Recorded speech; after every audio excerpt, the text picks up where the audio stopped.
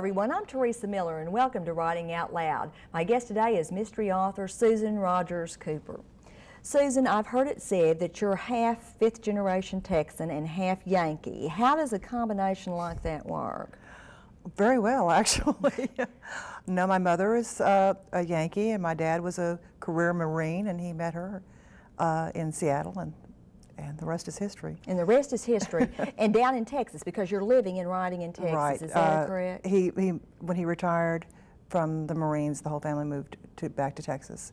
And Do we've you been there consider- since I was 11. So you consider yourself basically Texan? Oh, definitely. Yeah. Well, let me ask you a question, because all of us in Oklahoma know there's lots of trouble down in Texas. With all the trouble that there is down in Texas, why in the world would you want to focus a mystery series in Oklahoma featuring Milt Kovac and stirring up trouble here?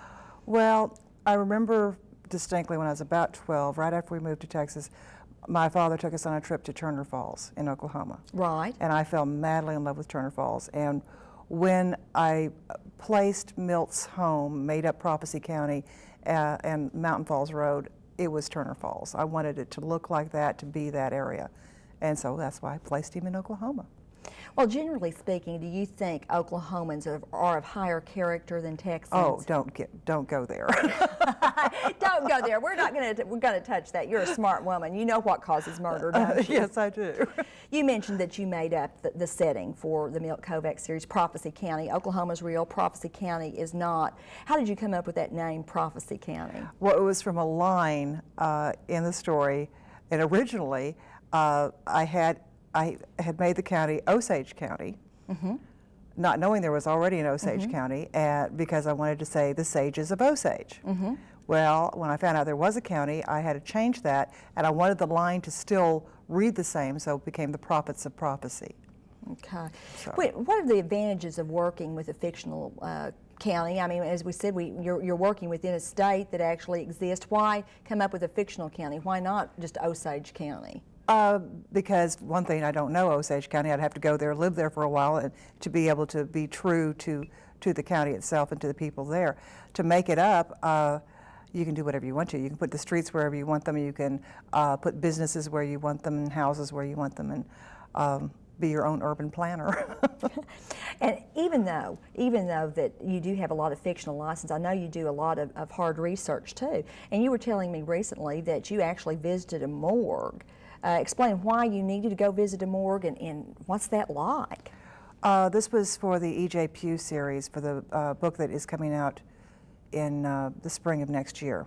Home Again is the name of that book. In this story, her husband has disappeared. They find what could very easily be his body, and she has to. And I found out, I was going to have her go identify the body, but I found out they don't do it that way. That's one of the good things about research, is you find out the wrong things you're doing. I found out in Austin and Travis County, the way they do it is they bring an article of clothing for you to identify, rather than have they're not set up to have the families go down to the morgue and see it. Well, I did not feel that this woman, E.J. Pugh, would go for that. She would demand to see the body. So if she had to go down there, so did I. I needed to see it, because it was a real place. It wasn't a fictional area. It was the Travis County morgue, because that's where it happened, so I would have to see it. Do you get strange reactions when you call the morgue and say you'd just like to come for a visit? Dr. Biardo, who is the Travis County medical examiner, has actually given me ideas for murders. He's wonderful. He's very giving. He's very. I've been talking to him now since about my second book, so that's about 6 years. Just getting little details right. And one time when I called him, he said, "Oh, I've got this great idea," which I used in a short story. So. Well, Susan, you know, we talk about fiction and we can make certain things up. Why is it so important to get these details correct? Because somebody will catch you. And I have been caught occasionally. One time at a party that was being given for me, a woman came up and said, "So, where was, a particular thing that wasn't in the book?" And I went, "Oh, I have no idea." I mean, I thought, "Oh my God, somebody finally caught me." And so you didn't want that to happen again? I don't want to happen, no. Does that affect your credibility, you think, as a writer? If someone doesn't believe you on some small point, that's going to affect the way that person reacts to the entire product? I think so. Some people will react to the whole thing. I know watching a movie or something. If it's supposed to be a historical piece happening in 1945, and you see a 1948 Oldsmobile, that's going to take you out of the story. When you find a mistake, it's going to take you out of the story, and I don't want anyone to be thrown out of the story. Since you do deal with murder in your books and you have to do some heavy research like going to the morgue, what does that do to you emotionally? Is that a tough day for you when you have to go down there? Is there any way to prepare yourself for that sort of experience? I took my husband with me because I didn't want to do it alone, and he and I giggled all the way through it. We acted like 13-year-olds. We sat outside waiting for them to clean it all up for us, and we giggled, and it was morbid, and we acted silly, and I really felt like an idiot, but we had a good time. Did it haunt you afterwards? No, not at all. It was, I was expecting Quincy, and I got something much smaller because it's a smaller area. I was surprised about the size of it. It was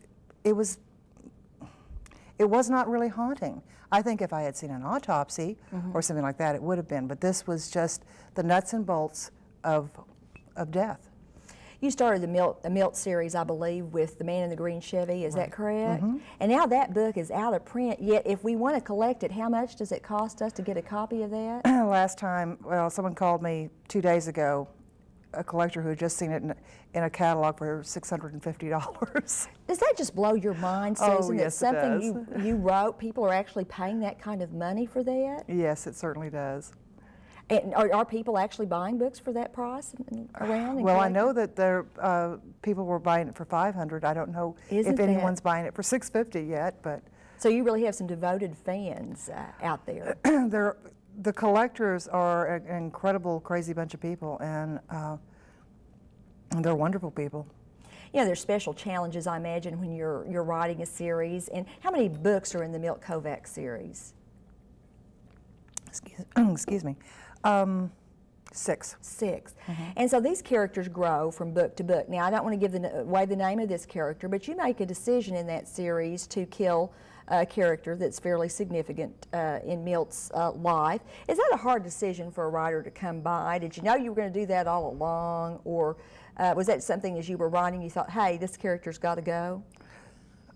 No, I didn't plan on killing that character in the first 3 books. It happens in the 4th book. It just worked for the 4th book. And he needed, I don't mind saying who it was because it happens very early in that book. It's his Glenda Sue Robinson, who has been his longtime girlfriend in the first 3 books. But they're really friends, and they got thrown into this relationship that wasn't right for them. He needed to be able to go beyond that and find the love of his life. And unfortunately, Glenda Sue wasn't it, so out. Out. And did you have any regrets about that? Did you ever wish you'd bring her back? You know, in the soap operas, they bring them back after they're gone sometimes. Does she ever show up again? No. Glenda Sue served her purpose. I hate to be so callous, well, but you know, she did.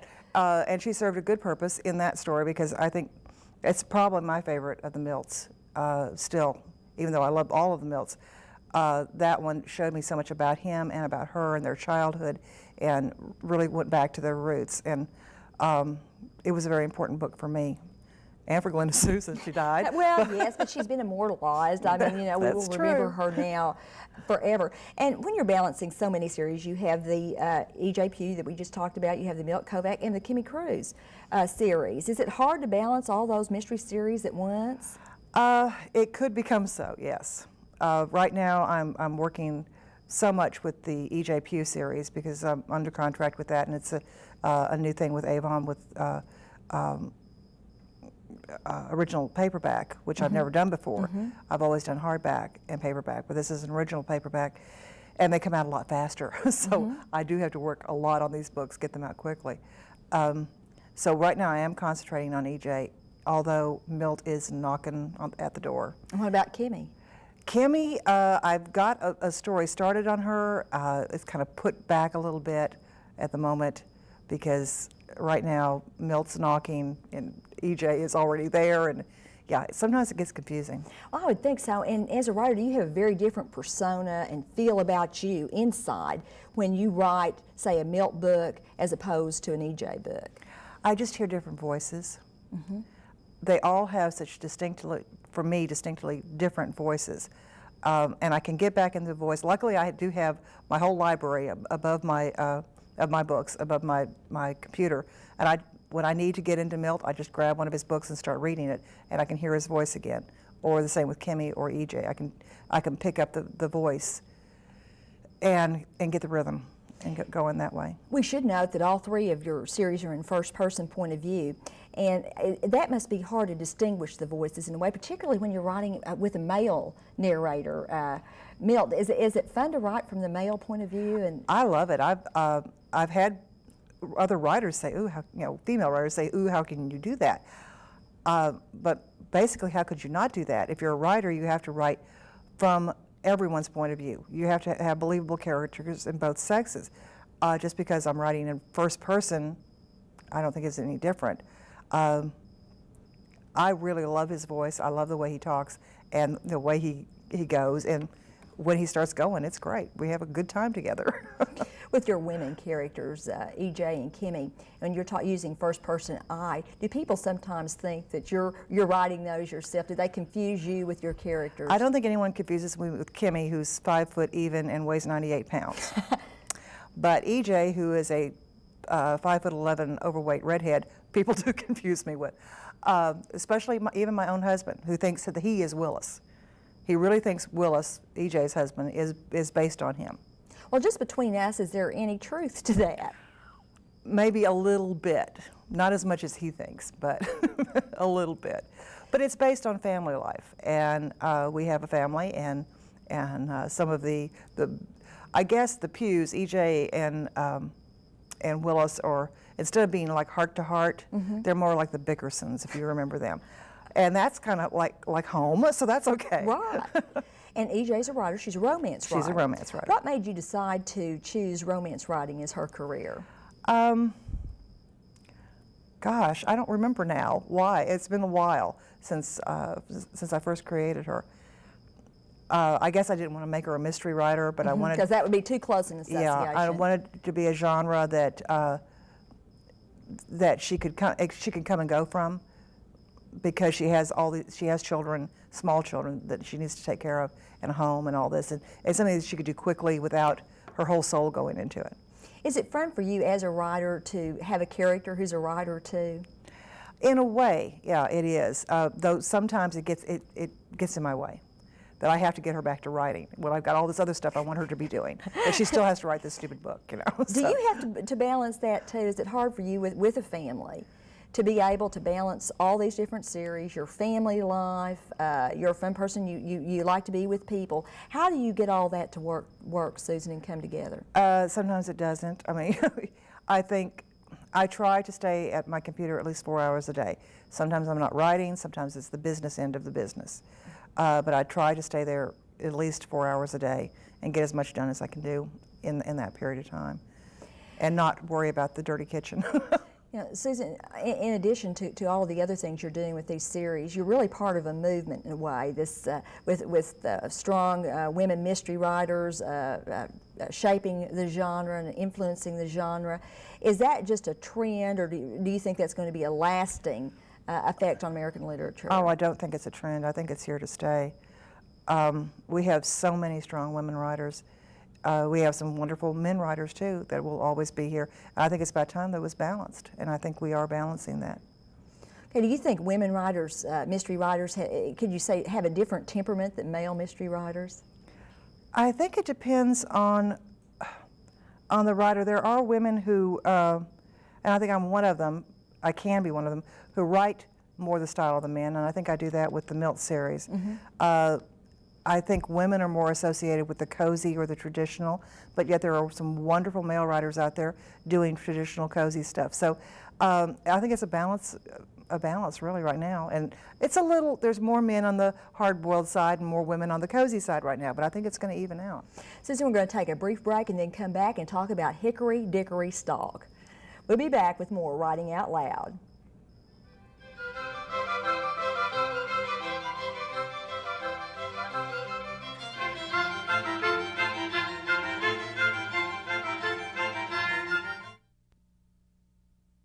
This is an RSU TV Encore presentation of Writing Out Loud.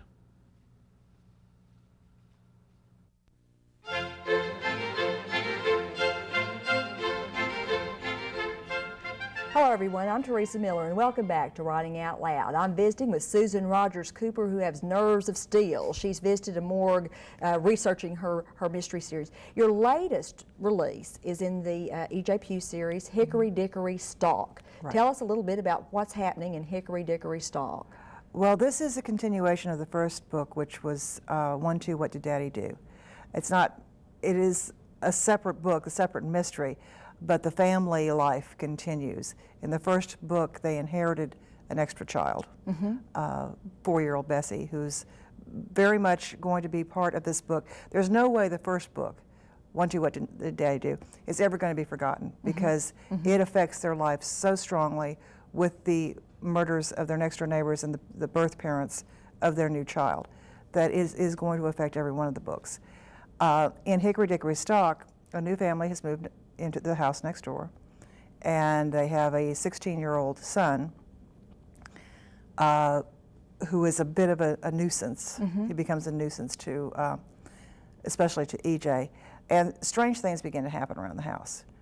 And these strange things were based basically on strange things that happened at my house, because we started getting callbacks from 911 operators. My daughter had put the 911 on our speed dial, and somehow something weird had happened, and it started calling 911 on its own. And I just hate it when that happens. Don't you? And we would get callbacks and callbacks and callbacks, and we kept saying no, nothing happened. And eventually, this escalated to police personnel on the doorstep, asking, if they could come in, not believing nothing was going on, and checking the house. It was all quite embarrassing. But we did find out that it was just a glitch in the 911 thing, in the speed dial. But also at the same time, while this was going on, my daughter and I walked out to the car to take her to school one day, and there were 2 pieces of chocolate sitting on either seat in the car. And my daughter went to grab for it, and I thought, no, don't do that. Let's just make sure your father's the one who left it before we eat this chocolate. And it was my husband who had left it. But I thought, well, what if? What if? What if it wasn't a faulty speed dial? What if the chocolate hadn't been left by my husband? And that's sort of what started Hickory Dickory Stalk. Say, EJ lives in a pretty tough neighborhood, doesn't she? I mean, wouldn't you hate to be a realtor there and say, this is a little fixer-upper, but... Actually, it's the most affluent neighborhood in the entire area. It's a real nice neighborhood that's just real rough in this one house. Okay, so Hickory Dickory Stalk then deals with an actual stalking, or what appears to be? Well, things are going on. Things are happening to her, strange things. The 911 calls, glass is found in chocolate left on the back, in the backyard. One of her daughters finds it, cuts herself badly. Obscene stuff is put on her computer. When she goes in to finish off a love scene, she's a romance writer. To finish off this love scene, she finds it's already been done for her, but not like any romance writer would have written it. Right. It's just all sorts of things begin to happen to her. Do you include excerpts from her book in your book? No. Do you think you'll ever do that? Or is it enough just to tell that she's a writer? I don't think I'll probably ever do that. The titles of them, a little bit about what they're about, sometimes problems that she's having with their plots or whatever. But I don't think I have yet. I'm thinking, have I? I don't think I have. I'd like you to read the opening paragraph of Hickory Dickory Stalk, if you will, just to give us a sense of flavor of your writing. Okay. I jumped a foot when someone knocked on the back door, which was unfortunate since I was holding a very full measuring cup of bleach at the time, which spilled all over a pair of size 9 slim junior jeans. I hoped tie-dyeing was back for good. I set the cup of bleach down on the washer and stepped over my 2 5-year-old daughters, who had picked the crowded laundry room in which to play. I landed squarely on Ernie's tail. He screamed, which sent Bert into a small seizure. He does that. And both girls grabbed a leg each, mine. Axel Rose, third of the trio of cats, sat a distance away, disdainfully glaring at the melee out of his one good eye, while he lazily cleaned a pristine paw. Very well done. You're known for the humor within your writing, and is that important to you? You mentioned that you and your husband laughed when you were at the morgue. Is it a comic relief that we're talking about here? Well, I think the American family, there's got to be humor in most families. You don't raise kids without some humor. If you don't have a sense of humor, there's going to be a problem. And that's what I try to show in here. And humor does come pretty naturally to me in my writing. I'm not sure why, but it does. And I do think, I guess my husband and I put a premium on humor in our family because my daughter was trying from a very young age to make us laugh. That became a big thing, is to make Mommy and Daddy laugh about something. Susan, in these first two books in the E.J. Pugh series, young people die. Is that hard for you as a mother and as a writer to write about the death of a young person? Definitely, definitely. In the first book, it is an entire family, with the exception of the smallest child, a teenage girl and a 10-year-old boy, and the mother and dad. And I based these were their best friends, their closest friends. They're like, both the husbands got along, the wives got along, the kids were all part of the family. And we had some very good friends living across the street. And in my mind, I killed off my good friends when I was writing this book. That must make them a little uneasy. Well, they moved. Well. But, and I cried a lot writing that book because it hurt a lot to think about the children, about the friendship, about losing that kind of closeness. And as we've noted earlier, you're a mother, and so were you in a way confronting the worst case scenario and asking yourselves how do people deal with these kinds of tragedies and overcome Yes, them? that's what I wanted to do, was to make this as realistic as possible. And What Did Daddy Do? The one thing I have never seen in any book, movie, TV show, whatever, about murder was someone having to clean it up. Excuse me. And this was a small town, and there were no professional services that would come in and clean it up. So EJ and her mother-in-law had to go next door and clean the house. And that was a horrible scene to have to do. It would be a horrible scene to have to live through. But it is the reality of murder. When many years ago, there was a murder in the house across the street from where my husband and I lived. And they did get someone to come in and rip out the carpets and all that. Professional cleaners came in because we lived in a city. Right. But in a small town, you wouldn't have professional cleaners there to do that for you. We should also mention your other murder series featuring Kimmy Cruz, who is a Stand-up comedian. Okay, now you were giving full vent to your humor with Kimmy. That I decided just let it all go with Kimmy. Just be as crazy as I wanted to be. How is she different from EJ? She's much younger. Physically, she's very different. She's 5 foot even and weighs 98 pounds. She's a very small woman who can eat anything she wants to eat and does it constantly, to the chagrin of every other woman who knows her. She's more sophisticated. I'm not sure if she's really more sophisticated than EJ. Definitely more than Milt, but she lives in a city and she does travel a great deal. Every book in the series so far has been in a different place because that's what she does. She's a stand-up comedian. She has to go to different places. Is that a special pressure for you as a writer? Because we've noted that reviewers have mentioned that you're funny, that they like your wit. So then when you write about a stand-up comedian, do you feel a special pressure to be funny? That was yes, that was going to be one of the major problems. And I considered trying to show her routine. But there is so much, when you watch a professional comedian, there's so much more than words involved in the comedy.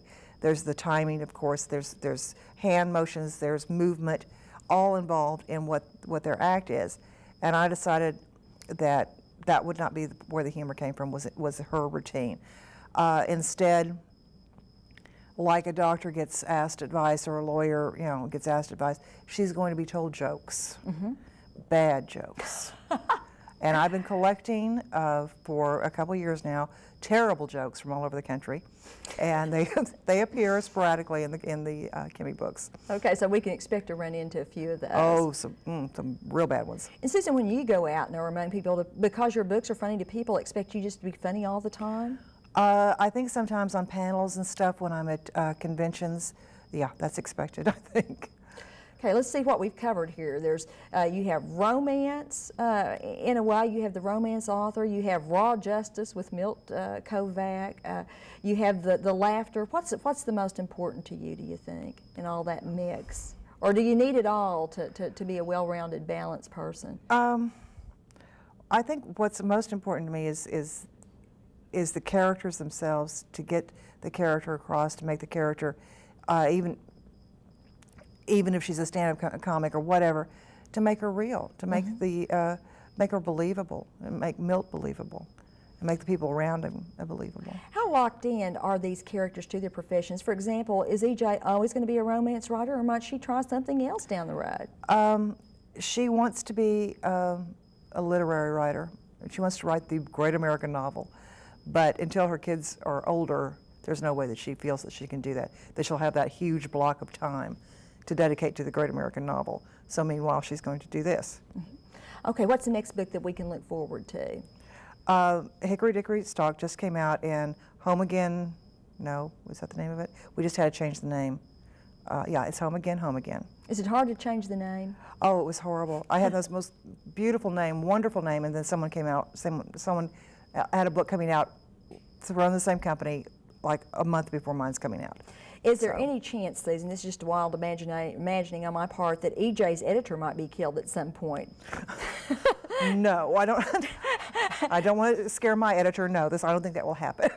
Well, Susan, congratulations on the success of these series, the Milt Kovac series, the EJ Pugh series, the Kimmy Cruz series. My goodness, how do you keep in touch with all of those?